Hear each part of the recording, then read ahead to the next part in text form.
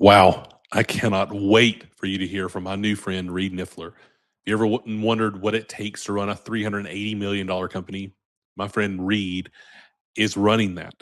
And what an incredible masterclass in leadership he provides. You want to listen to this conversation, you want to get his books. Here's my friend Reed. Welcome to Market Mavericks. I'm Matthew Eford. Join me as I speak with leaders who are redefining industries in every corner of the market. From startups to established businesses, we'll uncover the strategies, challenges, and insights that drive success. Get ready to be inspired by the Mavericks who are shaping the future of business. Welcome, everybody, to the Pillars of Purpose podcast. I'm your host, Matthew Eford. This podcast is powered by Lighting Pros, and I am so excited to have my new friend here with me, Reed Nyffeler, a true market maverick. And I'm so excited for our conversation. Reed, thank you so much for joining the show today. For those who may not know you, if you're come on, again, welcome to the show, but tell us a little bit about yourself and the business that you run. Well, Matthew, thank you for having me. And, I am probably just like many of your audience members, maybe a person that early on knew that I couldn't work in structure. And so I need to be an entrepreneur. And maybe you say, I think sometimes we look at, I want to be an entrepreneur instead of saying what I'm not going to be part of, right? And so we look at the other way saying, I cannot be in this environment where I get a box everywhere. And so some of your audience might be able to identify with that. And so many times we think, when did you want to be an entrepreneur? I first realized I didn't want to work here. That's what I first Sure. realized. And then I think it was a progression. And then I think, what happened over time was I recognized the power or value of the box, right? If wherever I was at. And so I learned in those industries, saying, if I'm following someone else's lead in a business and I can understand the decision they're making. Now, if I were in the same position, what decisions would I make? And so that Sure. was kind of my early career, really up until I was 30 years old, that I would work in someone else's box. And then I'd say, this is the part I like about this box, this is what I didn't like about this box. And I think many times when we're in that development phase, it's what are we learning that we can take with us going forward? And so in those I had a lot of different jobs. One of the key roles or areas that I was always gravitating towards was sales. And I realized that, we're always selling something, right? An idea, Sure. ourselves, even if it's to a significant other or a family member, we're selling what we want for dinner even. And so that was just something that I realized, okay, I've developed my skill in this area. So now if I have a choice, what am I going to sell? Right. And so then, as it led to the current business that I started now 20 years ago, I said, I want to enrich people's lives. That's what I want to do. I want to change their lives. And that required two things. One, the people that you want to choose, right? And that's Okay. police and military in the security industry, and Okay. how you're going to do it through franchising, right? And then in an industry that'll always be there. And security, as we can tell, is obviously not going anywhere. We entered, all sorts of different things that we see in the news media on a daily basis that are going to affect us. And so then it's like, all right, now I have lives I want to enrich, entrepreneurs, franchise owners. I have an industry there now. What do I need to do that? And I started a business and leverage technology, which I learned as I worked in someone else's box. I learned leadership principles through that process, and so that led to starting this business and growing it. Now we're over $300 million. We're in 48 Amazing. states and then 9 countries. It's amazing. We have hundreds and hundreds of franchisees, and we continue to grow and expand. And, I think, my hope is on this, podcast, I can impart some of that wisdom that I've built over time that I, took from someone else and applied to my own business, and would pass that along to your listeners so they can do the same and enrich the lives of those around them. Well, congratulations. That's incredible. What an incredible 20-year journey you've had on this. Mm-hmm. So let's take it back to the 30-year-old Reed, and Yeah. you get this vision, you get this purpose, this call to start this business. Did you have any experience in the security space? No, I think that's where purpose starts, right? I mean, sometimes we go with our experience as to where our purpose is instead of our creation, right? And Okay. so, and I think, as we're talking about purpose, many times like, well, I've always been in this industry. And so at that 30 years old, I really did a self-reflection. I said, what made me successful wherever I was, regardless of the industry? Sure.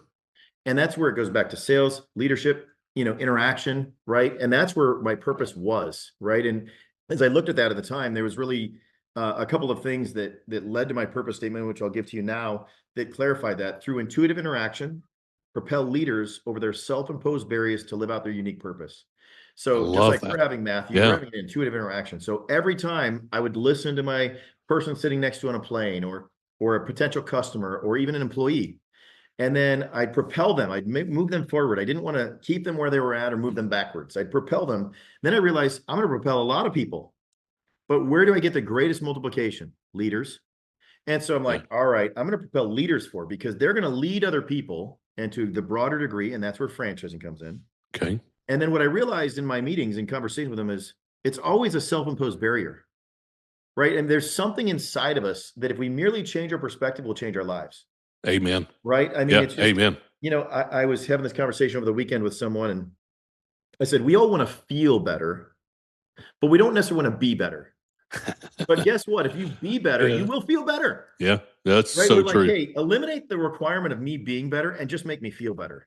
Well, that's not what happens, right? We have to be better, then we'll feel better. It's actually a byproduct of that. And so I wanted to work with the people that wanted to be better, not the people that wanted to feel better, and give them a principle to be better. And that was over their self-imposed barriers. Their self-imposed barriers were driven in some parts by their feelings, right? I Sure. want this. I feel like I should be further along. I feel like I should, make a lot of money. I feel, okay, how will you make more money? How will you be further along? What are the daily activities you can do that'll drive you going forward? And then the final part of that is so they can live out their unique purpose. It can't be mine, right? It can't be, hey, for the audience, I don't care that any of them get into security, right? That doesn't matter to Sure. me. It's like, what were you created for purpose, on purpose for? What is your calling? Whether it's in your case, Matthew, a podcast host or whatever that case might be, how can you help other people? Sure. What's your unique purpose? Understand that. And then for me, I can help everyone every day and never be able to help another person.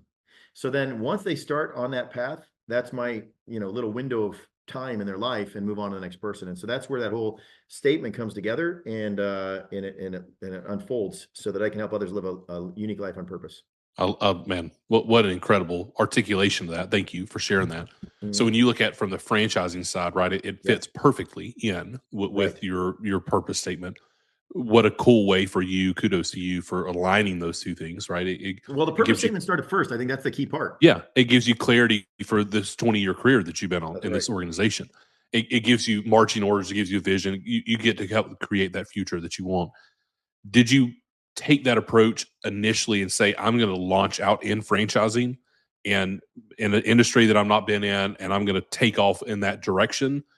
Was that initial 30-year-old Reed? Was that the direction you were Yeah, wanting I to think go? at my late 20s, I began to say, wait a minute, what has worked and what hasn't worked? I think that's when you're trying to figure out your purpose in life. You're saying, okay, my purpose is usually in alignment with what I've had general natural success in, and it's usually away from what I've quickly failed in, Sure, And so sure. then that was maybe not as clearly as articulated as is today, 20 years later, but it's pretty clear. And what I knew at the time is I wanted to be in franchising because I Okay, knew that I worked and enjoyed working with and could help influence leaders to the best of my ability. And second, that I wanted to find an industry that would be there to do that. cool. And, quite frankly, in security, that was all about people, right? And Sure, so if I were making a product, I mean, I'm not really influencing that. Maybe that's, the price of the product or something, but I'm not sure. changing people. And so that naturally led to that. And so, and again, I say this about purpose. Our purpose should be universal, transcendent, and eternal. Universal should be applied everywhere. Our purpose isn't just work, right? So philanthropically, I invest my time in a similar way because that's who I am, Sure, not because that's my job, right? And so I sure, think so many people are defined or their identity is associated with their work and they don't have an identity outside of work. However, our purpose statement is universal, right? It's everywhere. Then I think the other trap for purpose, it's transcendent. It can't be about me, right? It can't be about me and my family life. It can't be about me at work. It can't be about me and anywhere else I may go because it ends with me then, amen.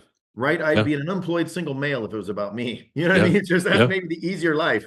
And so that's can't be about me. So it's got to be transcendent. And number three, it's got to be eternal. It's got to be something I could do the rest of my life. My yeah. purpose, I was created on purpose for purpose. It's when I started day one, and I am beginning to understand that. That's what life is about: understanding your purpose, applying it in a better capacity. And so that's where this has lent itself to do that. And I think it's been a success because I understood first it was my purpose. It wasn't my job. It wasn't the industry. It wasn't, franchising or security. It was me fulfilling my purpose, and we're not more naturally going to have success in alignment with our purpose. Man, that's incredible, and I love the way again that you're articulating that. Just what incredible alignment, Reed, that you have in your life. That you're more than work. You're more than what you do. during the day, but it gives you alignment in all areas of your life. So somebody's listening to this and they're thinking, speak to the small business owner, and they're Yeah. thinking, I'm struggling with that, right? I Right. created this business to try to create some freedom. I wanted to make some extra money. I was tired of building somebody else's box, whatever they may have started that business with. And they're in the lull of business Sure. ownership, which we've all been in. Speak to that person, encourage Yep. them around how do they reinvigorate, or maybe for the first time find that purpose statement. How would you Sure. help coach them along articulating that for themselves? So first of all, if you want a structure to get there, I have a book, Transform Through Purpose, that starts with that purpose statement, and it walks you through how to write that for yourself and how to live it out, right? And daily, it starts with every moment if you master it, right? Not even hourly. And I think many of us, and I heard a speaker one time, and I think it's so true.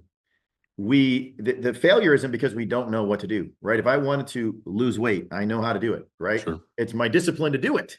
Sure. So I think first of all, if you don't know what to do, research that. But at the same time, as if you're the second part of that audience, if you do know what to do it. And then it's managing your moment, right? And so all the way down. And so first, to answer your question about the people that are in a lull, recognize that over time, your behaviors will lead to your results.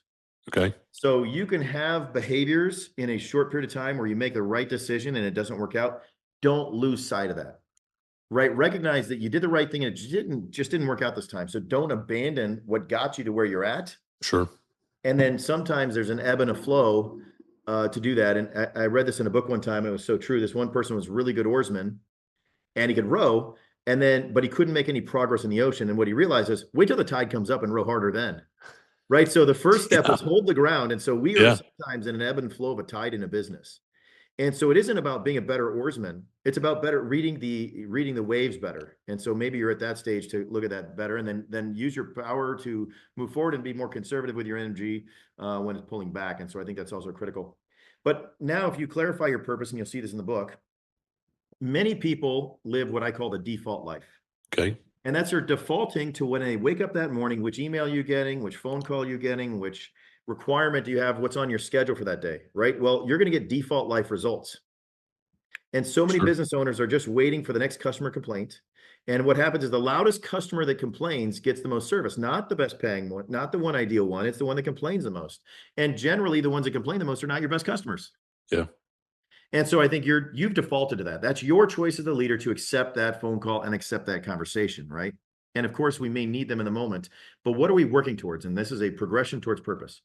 So then back to my point, I had my purpose statement, which I've articulated, and then I identified, okay, how do I see that 10 years from now? Don't Okay. start with 10 minutes from now, Okay. start 10 years from now. Okay. Right. And then I say, okay, how do I see that 5 years from now? And I clarify that it's not just a blurry vision. It's like in 10 years, I want to have X number of franchisees in my case, X number of revenue, and X number of employees. Now, and then I'm saying in 5 years, do I cut that in half? Do I have half as many? Right. And then in Sure. 1 year, should become more clear. Sure. Right. Many of us could probably visualize ourselves a year from now. And my birthday is a good starting point for me. It's in January every year. And I'm like, okay, 1 year from now, where can I see myself? What are some things that are going to impact my life around that? Then I break it down to quarterly. I said, okay, if we divide that into quarters, 1 year from now, in order for me to hit my financial or personal objective, I need to be here in a quarter. And that becomes even more tangible. Then it's monthly, and we can pretty much lay out the month from there, right? We can say Sure. 30 days. I mean, we can see 30 days from now, right? We plan vacations 30 days out. We can see things 30 days out pretty clearly. However, we never get to that 30 days out when we break that down without the weekly. And I can see what I need to do Monday through Friday. And so each and every week, and I get a nice consistent cadence, actually, and I talk about this in the book, the first, second, third, and fourth week of the month now. Love Then that. it's daily. What do I need to do on Monday to kickstart, and what needs to be cleaned up on Friday, right? Use your days accordingly, right? I mean, and then it's now hourly. And I realize my energy is in blocks of time, right? 30 minutes in an hour. If I'm there for more than an hour, maybe I get bored or I bore them or I give them too much information. Sure. Yeah. So Sure. then it's No, that's a now great point. block those 30 minutes to an hour in the highest productivity towards my vision. And then if you're able to stick with me to this point, then it's managing now the minutes. I have a meeting, a minute, and a moment. A meeting is Okay. that 30 minutes to an hour block. Okay. A minute is a topic. A moment is the emotional response or what I'm sensing in the moment. So some of those can be happening at the same time. And if we get down to managing the moment, knowing what to say when to who, not the minute that's reading the script or the topic, then we really, really, really will see accelerated progress. Yeah, that's fantastic. So, can you give us an example when you say when you look at your day, tomorrow? Sure. Give us an example of a meaning, a minute, and a moment. Great comment. So I start my year literally, and I'll start with the year, and it breaks down to the month and the day. So we start the year, and I say, what are my priorities for this year, right? And so I'll give you my three primary priorities that I have, and I have to eliminate everything else in order to accomplish them, right? The first one Okay. in our business is signal response, and that's essentially revamping the alarm monitoring world, right? By Okay. digitizing, right? So Okay. the current alarm monitoring world works much like a taxi cab did, and I'm Uberizing it, simplifying it, eliminating the physical touch points for digital touch points. So that's primary number one. Wow. The second is I'm launching a second brand to change leaders, a younger demographic. FilterGo is the name of the company, and it's essentially a filter franchise for 20-year-olds to be a man in a van to go change commercial air filters regularly. So I'm mapping all of that out. And then ultimately the third is to expand globally, right? Internationally. I know there's a great need beyond the United States. And so then now that I understand that, then I look at, okay, now quarterly, what do I need to accomplish in order to do that? So I'm just going to pick signal response now to simplify it. So then I'm saying each month, what do I need to do to advance this? And I'm going to go first beginning, no. This is again another principle in the book, no, K-N-O-W. What do I need to know? That's the first quarter. I need to know what I'm investing my time in. Sure. So S-O-W, grow, grow, and then show, right? Those are the Okay. 4 quarters. So I'm starting Okay. with that no. Okay. So in signal response, I want to know everything about it. Not I want to know what to do next. I want to know everything so I can determine what to do next. Love that. Right. So Yeah. I'll give a story. It's probably an appropriate time for a story, but my family immigrated from Arvag, Switzerland in the late 1800s. Okay. And there was no harvest. There was no seed maps or, this is what you grow. They're figuring it out. Right. I mean, Sure. they're not going to go bet everything. And they ended up growing corn, but they're not going to go bet everything on buying all the seeds of potatoes. Right. They bought some potatoes, they bought tomatoes, they bought, seeds for corn, and they saw what grew in here we're in Nebraska. So they saw what would grow in the marketplace. So that's where you start. Your climate, your conditions, the seasons, the weather, rainfall, I study all that at this stage. I'm learning Okay. everything in every area, and there's no source of information that isn't worth at least identifying. Okay. At which point then we can potentially explore and do that. So then once I have the know, a lot of people don't study to then act. They just act and then they realize I should have known this. Sure. Yeah. Yeah. I So the did first not is prepare no. for this. Yeah. Yeah, this is the first is no. Then the second quarter is sow. And so if I go to the second quarter, so let's call that the first quarter of the year, I'm learning everything I can about it. Then sowing, I'm going to test with a couple of crops here and there, right? So going back to that analogy that I gave, I saw photos, family photos, and I saw a garden in the photos. I'm like, why would they have a garden if you had a big farm? That was their test, Yeah. This is where they're right? I mean, testing the they could products. manage Yeah. it. They could pull the weeds. They could watch each plant grow. There was enough of 10 plants of tomatoes, 10 plants of strawberries, whatever it was. And you could watch it grow and you could water it by hand and you could see it. That's your sowing. You're testing, right? So many people go and jump into a business, commit their whole entire lives to it all, put a 5-year mortgage or a 5-year lease on the books, go get a truck they haven't even found out before they go test the service. Right? Go test the service, make sure the market's big enough to support it. That's Yeah. your garden. Right? Yeah. Oh, yeah. Definitely. And I love the perspective of that you're taking the intentional time in Q1 to know Right. what you're doing to then make some strategic decisions in Q2 That's of right. I now know some things to plant, right? I now That's know right. some steps to take to try instead of me just throwing this stuff against the wall and seeing what's sticking. No, I had to make some strategic decisions That's right. in quarter 2.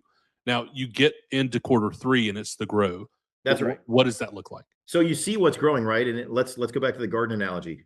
And then I realized everybody wants to buy X, Y, and Z product, right? I should go plant more of that. Sure. Right. I mean, think of it as a retail store in that instance, right? There's a reason there's items on the retail store shelves because they sell.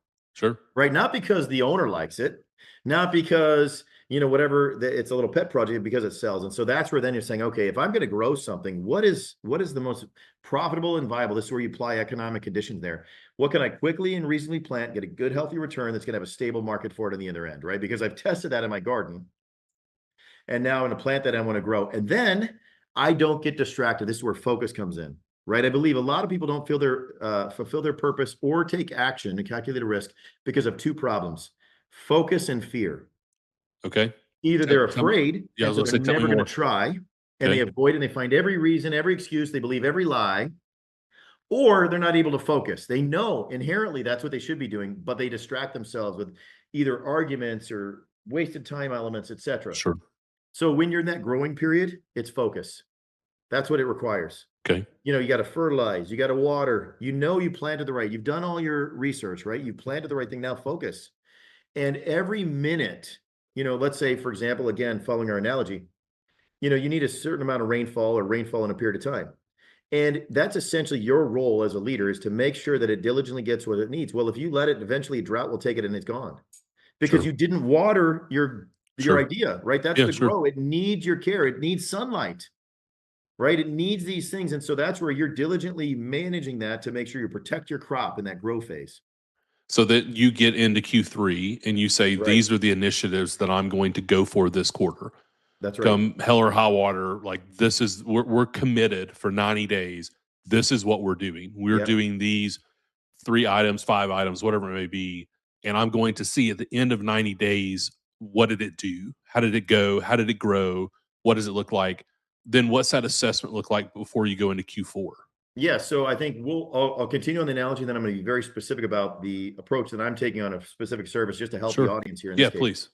So then we go to that grow and we watch it. We're diligently managing that growth and we don't get any returns at that stage, right? But then finally we go to that show. And this is where people discount the effort it took them to get there, right? It's discounting it right when you put it on the shelf.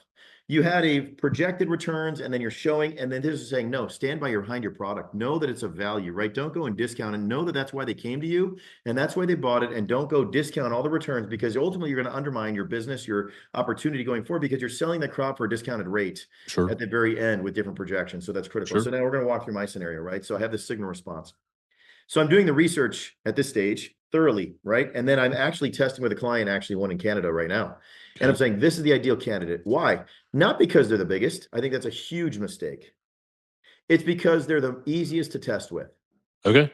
right? I mean, define the garden. Pick the soil, not because the best soil, because the soil that is, as they say about franchises, said, build a franchise system for an average person on an average day with an average customer. Amen.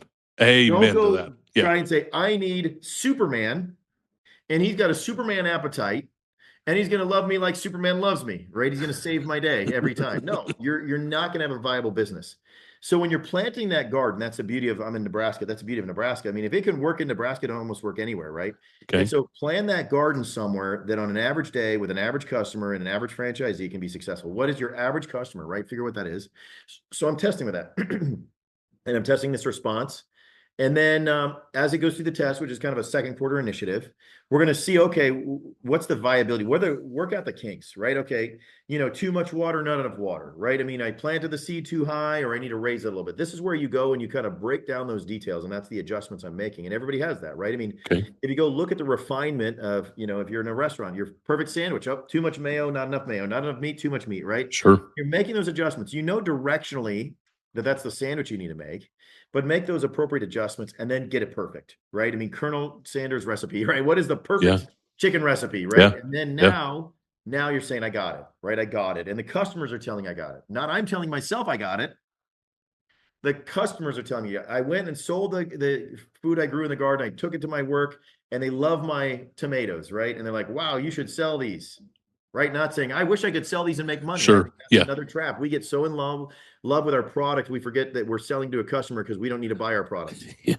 So often we need to put on our consumer hat and Right. see what I actually buy this product if I was not if I was the everyday person that is using this service, if I'm Or not the better one yet, that ask the created consumer. it. Yeah. Yeah. Or better Yeah. yet, ask the consumer. Right? Yeah. Yeah. For sure. And so then you walk through that and I'm testing with a consumer. And that's where then I start finding more similar consumers, right? That's where the grow is. Find the same soil, the same seed. What are the neighbors planting at scale?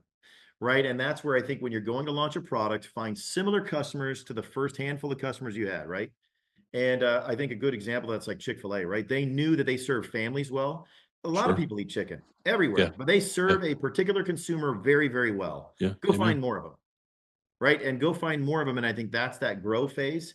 Instead of find anyone, focus, find more of the same, right? And then it creates efficiencies. You have expected relationships, and it starts, accelerating that flywheel. Then at the very end, and that's the fourth phase, I'm going to maximize the benefit to the customer, but also my return. Sure.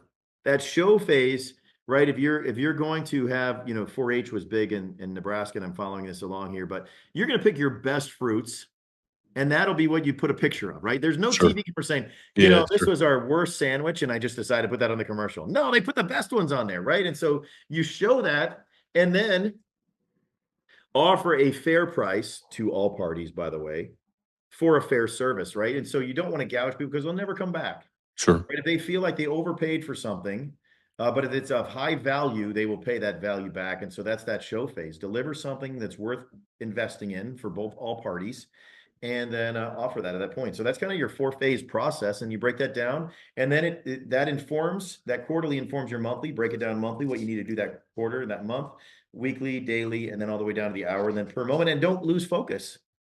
And so when you're leading teams, because obviously Yeah. you have teams that you're leading at the scale that you are you walking them through that same 4-step process as well for their annual goals, breaking it down to those same kind of quarters? Yeah. So again, this is in the book if you want more detail on it, but there's different layers of an organization. So if you're associate, right, and an associate is someone that needs to know what to do daily, Okay. right? Oversimplification. They just need Okay. direction daily. And then you have the next layer, which is your manager. They need to know what to do weekly, right? And so they're getting the weekly byproduct of that. The associate is like, hey, do this today, and here's what we want to accomplish this week. The manager is saying, hey, here's what you need to do this week. Go get your team to do it daily. And here's where we need to be at the end of the month. Nice. Right? Your Yeah. director, you're saying, hey, here's what we need to accomplish this month, and look ahead to the quarter. Here's kind of what's ahead. Right? Your vice president saying, hey, here's our quarterly objective. Make sure your directors and managers and associates are lining up with that.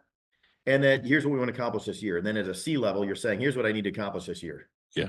So really the audience dictates the communication I and their love role, that. Yeah. right? It's What a great perspective. because if you go give that to everyone, they're going to be lost. Yeah. The people that are daily, like, I don't know what to do today, but Yeah. that sounds like a great plan, Yeah. It sounds you know? great. And And they get yeah, so lost in the weeds, and it's that's like, right. no, I need you right here, focused on this today. That's Man, right. what a powerful perspective. So, can you tell us when you were ramping up? Yeah. Obviously, you didn't start with that scale. Yeah. Can you go back to, again? We kind of keep going back 20 years ago, but we've got a lot of Sure. folks that are in that arena. Yeah. Right. Can you talk us through the kind of first 4 to 5 years? What did Yeah. your framework look like? What did kind of scaling look like at that point? So I'm going to give you a couple of principles that they can apply. So first of all, I was the daily work. I was the associate at the beginning, and every business owner starts there. And how do you get out of that, right? And so first and foremost, you apply an hourly rate to your role. Okay, Okay. this is the easiest way to do it mentally. So when I first started, we were paying security officers $10 an hour. Okay, and there was times where I had to, as I called it, man the cash register. I had to do patrols, and so that was $10 an hour. Sure. But at the same time, as I wanted to sell a contract.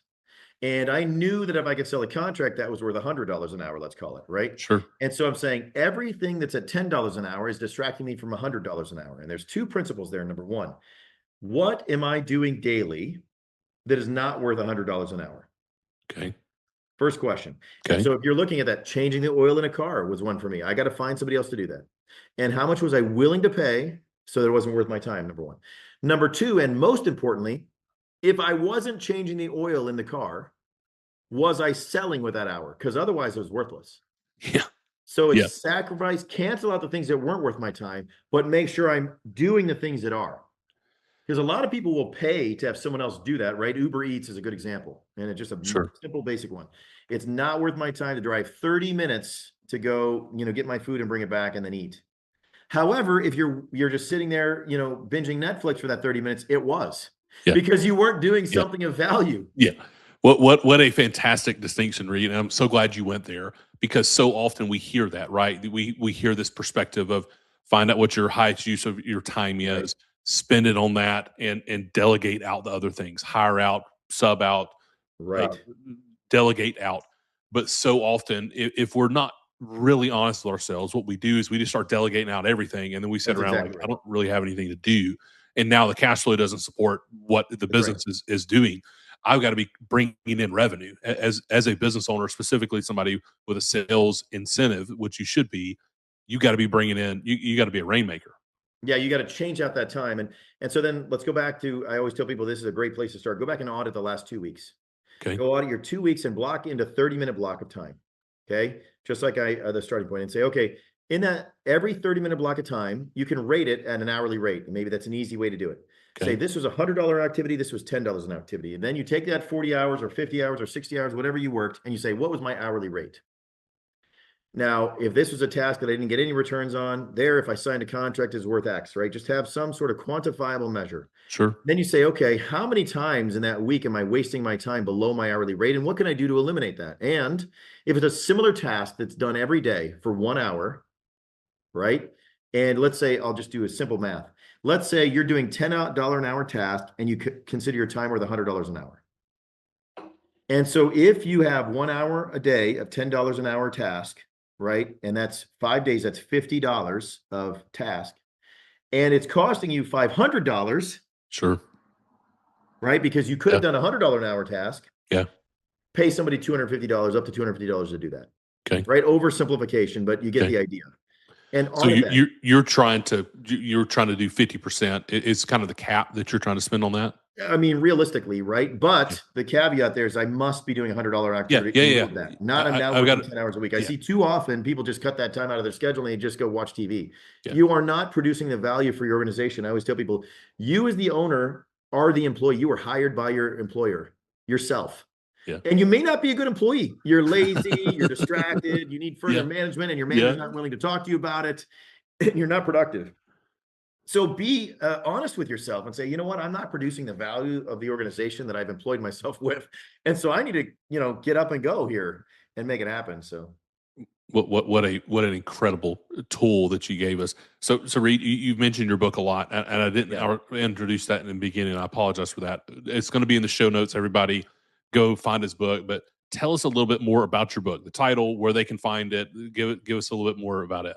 Yeah, so it's going to be a series of 3. I've already got the second one written. I'll give you that one too. And then the third one will be coming out in the summer of 2026. But the first one is Transform Through Purpose. That's helping you understand foundationally what you were created for and how you were created, and then how to apply that purpose in your life, as I've kind of discussed throughout this podcast. And you can find that at reednyffeler.com or Transform Through Purpose on Amazon. There's an audio book, a physical book. Assuming you understand your purpose and you know where you're at, then you want to get to scale. The second book is Lead Exponentially. Okay. And so now I know my purpose, I know where I'm at, but I cannot accomplish it on my own, right? I need help, I need people, and how I lead them, they will follow, right? What I prioritize, what I highlight, what I communicate, what I discuss, the team will inherently get in alignment with. And so that's this follow-up book to say, hey, you understand your purpose, you're in an organization, you're leading. Now, how do you lead exponentially? How do you multiply your efforts so that you can get not only you producing at $100 an hour, but everybody else, instead of $10, they're producing at $50 or $100 an hour. Now multiply that by 10. You're making $1,000 an hour by managing the people that are there. That's how you lead exponentially. Amen. And then the third book, which will be coming out in the summer of 2026, will be, how do you start something brand new? So you have your purpose. Nice. You lead exponentially. Cool. Now lead it in something different. Brand new is what it's called. And so I will be releasing that book and essentially saying, you've understood your purpose. You know you're a leader. Now apply that to something with even better or greater or different returns. That's fantastic. And it's brand new. And many times we don't select the brand new the right way. We select it out of our desires. Right so now, tell me more about that. Tell me more. You say that we typically go after our desires. What do you mean by that? Well, so society would say, what do you want to be when you grow up? Let's start at young. What do you want to be? Sure. Right. Well, there's people that pick majors that have no commercial viability. Right. Yeah. What do you want to be when you grow up? And that's just an emotional choice at a stage with limited context. Sure. Right. Yeah. And that's where I found my purpose, was reversing that. Who was I created to be? Not what I want to be when I grow up. I have 3 siblings, and I also have 4 kids. All of us are different. Okay. Right. And we have different same household. My kids are in the same household. They all have 4 different personalities. Right. And that isn't because I was a different parent. That's because they're different people. They were all created differently on purpose. It's both my wife and I that came together and had these 4 children, and they are dynamically different. And that's not because it's amazing how God works. Yeah. I said no to them. Well, maybe they say yes. Mom said no to them just as much as each of them, right? Dad, they come to me for the yes, I guess. But I just now have learned go talk to your mom because then that's the no. You There you know. go. So ultimately, I think that's what I'm saying in that instance is, that is the nature of the purpose. It's not because they all want to be business owners like me. In fact, none of them Okay. are in this business today. And so that's where the difference is, hey, what is your purpose? And my job as a parent is to foster that. And likewise, my job for anybody is to help foster that purpose and then find the role that's best fulfilled. I Right. love that. Yeah, man, I love that so much. So, can you speak to the dads that are listening to this, that are small Mhm. business owners, that are leading teams, growing organizations? Any advice that you wish you would have had as a younger dad? Sure. I would say, first and foremost, we are fixated as parents to have children act as we would want them in our presence. Our goal is to teach them how to operate in our absence. Amen. We don't want to correct their behavior in our presence. We want to teach them how to act in our absence. And as an early principle that works in leadership, it works in parenting is first and foremost, we must understand the objective is long-term, success, not Sure. short-term compliance, right? That's Sure. first and foremost. So we want to Yeah. teach the principle, not correct the behavior. And what I did with my children was I'm saying, what happened right before your mistake? I'm not going to correct your mistake because it may never happen again, right? You stole the cookie from the proverbial cookie jar this time, Sure. and I slapped your hand. But what made you want to grab that cookie? Because you may have a temptation for something else before, Sure. right? What did you do? Did you look around and say, is anybody watching? Right. And then that's where you're saying, okay, that's my stop sign. Don't make the mistake, right? You teach them in advance how to avoid those circumstances, situations, right? And so that works as a leader to say, what were your thoughts when you made this decision with a sales scenario, right? Not what was the outcome, but what did you make before that led to this part of the conversation? What are your mistakes you made when you drove into the embankment here, whatever it might have been, right? What are the thoughts that preceded that instead of what was the outcome? So that's the first principle. The second principle I would tell everyone is as they perform within the boundaries, expand them. So I'll use Okay. the development of a child as an example. So you have a Okay. brand new newborn, they're put in a bassinet. As they start to roll over a little bit, you put them in a bed, right? A crib. And then they start navigating the crib a little bit better. You put them in a bed. And then you say, you can be in your room, play with all the toys. I've kind of made sure that there's only toys in there. And then they perform in that boundary and expands and stay on this floor. Don't hit the stairs. You're not comfortable with that yet, right? Everybody Sure. can identify. And now, okay, you can go backwards down the stairs. You can climb up. You can stay in the house. But I don't think you're going to go out in the neighborhood and yard and there might be dogs out there, whatever else. So then you get the yard. You say, okay, we got a fence. They're okay out here. Then pretty soon they always hold your hand crossing the street. You let them cross the street. And eventually they get into school and the boundaries can keep expanding. And what was that? It wasn't because I wanted it to, because they performed in the previous boundary. Yeah. So as a leader, we give people because they're asking for that. Every child of mine asked to have their boundaries expanded, but it was my job as a leader to expand their boundaries because of the impact it would have to the organization, or in our case, family. So that's what I would say is have them perform in the boundaries. I have people that are like, I could do better in a different job. I said, what would lead me to believe that? You're failing in the job I gave you and you hired Yeah. and you applied for. Yeah. Because you're asking? Yeah. I mean, Yeah. Dad, let me take the car. Yeah. You're 12. I know. I mean, it's like, what would lead me to believe you can drive my car? You know what I mean? Yeah. I don't know. Because I want to. I mean, those are the mistakes we make as leaders is we listen because they make a compelling argument instead of their experience and actions validating their Okay. abilities. Okay. And is there anything specifically that you're looking when you're helping somebody level up as a leader that you're putting them in specific scenarios or helping them work through those to help expand that capability? Yeah, so whatever they manage gets better. I mean, it's almost that simple, right? Okay. Either the disposition, the results are better. If you're looking for a leader, a good leader, whatever they manage gets better, Okay. right? If it doesn't get better, they're not a good leader Yeah. because one, they can't figure out why it's not getting better. And I have to figure that out for them, Yeah. right? And I mean, it's just that simple, right? I mean, if we have been in multiple environments and I had good leaders and bad leaders, and it's pretty clear, and this is if you look at coaching in the world of coaching, when they're not getting better, they usually fire the coach because a good environment, then he Yeah. turns around in the next year, that team's way better. Well, what changed? The leader, Yeah. right? It always is dependent upon the leader and the choices they're making. They're micro choices. We can't measure each and every one of them, but at the whole, we can see that it's better. And there's going to be circumstances where there's a tornado that comes through and tears everything down that the leader couldn't do Sure. anything about. But Sure. there are things they can control, right? And so those are the things that I would say is what they're managing getting better, period. Man, what an incredible conversation, Reed. Thank you so much for sharing. So much for sharing with our audience. Remind everybody where they can find your books. Yep.